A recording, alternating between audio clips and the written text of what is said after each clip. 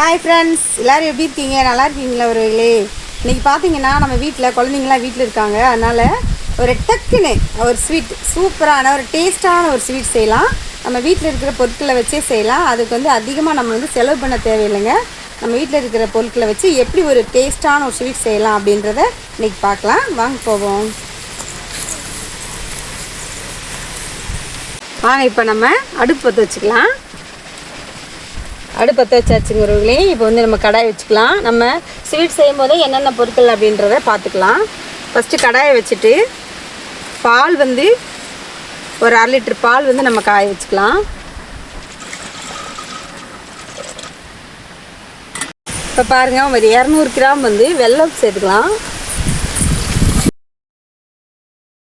பாருங்க, நம்ம கேசரி பவுடராக எதுவுமே சேர்க்கலைங்க. கலருக்காக நம்ம செம்பருத்தி பூக்களை சேர்த்துட்டு அதுக்கப்புறம் பூக்களை எடுத்துக்கலாம். கலர் வர்றது வரைக்கும் விட்டுட்டு அப்புறமா எடுத்துக்குவோம். நல்லா வெந்த உடனே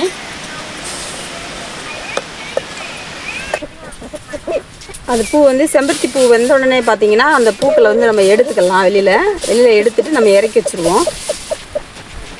இப்போ கடாய் அடுப்பில் வச்சுட்டுங்க, நம்ம தனியாக நெய் ஊற்றிக்கலாம். உள்ள இந்தளவு நெய் ஊற்றிட்டு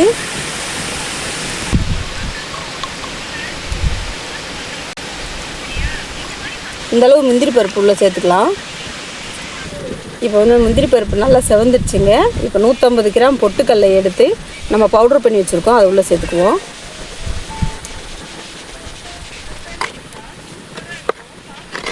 அந்த நெய்யிலே இந்த பொட்டுக்கல்லையோட பவுட்ரு நல்லா வதங்கின உடனே நம்ம பாலும் சர்க்கரையும் சேர்த்து காய்ச்சி வச்சு அந்த பாகை உள்ளே சேர்த்துக்கலாங்க.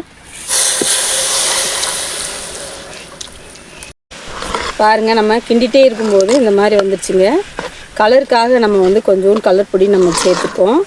இப்போ பார்த்திங்கன்னா ஏலக்காய் பவுடரை நம்ம உள்ளே சேர்த்துக்கலாம். நம்ம நுணுக்கி வச்ச ஏலக்காய் பவுடரை உள்ளே சேர்த்துக்குவோங்க.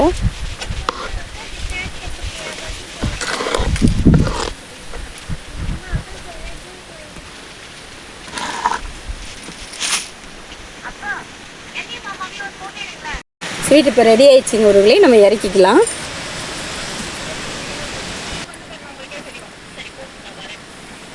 இப்போ நம்ம ஆற வச்சுக்கலாம் தட்டில் போட்டு.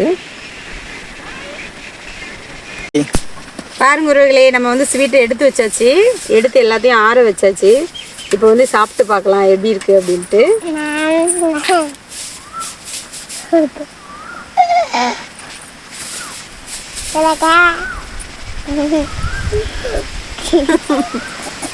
சூப்பராக இருக்குங்க, ரொம்ப அருமையாக இருக்குது. டேஸ்ட் வேறு லெவலில் இருக்குங்க ஒருவேளை. இதே மாதிரி நீங்களும் செஞ்சு பாருங்கள். இந்த தேஜிக்குட்டி சிரிப்பு காமிச்சிட்டே இருக்குங்க ஒருவேளை. ரொம்ப அருமையாக இருக்குது. நம்ம சேனலில் வரல இந்த வீடியோஸ் உங்களுக்கு பிடிச்சிருந்துச்சுன்னா நம்ம சேனலை லைக் பண்ணுங்கள், ஷேர் பண்ணுங்கள். எப்படி இருக்குன்னு செஞ்சு பார்த்துட்டு கமெண்ட் பண்ணுங்கள்.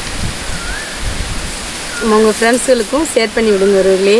மற்றொரு அருமையான ஒரு வீடியோவில் உங்கள் எல்லாத்தையும் சந்திக்கிறேன். உங்களிடமிருந்து விடைபெறுவது உங்கள் சகோதரி தேனி. Tata, bye bye.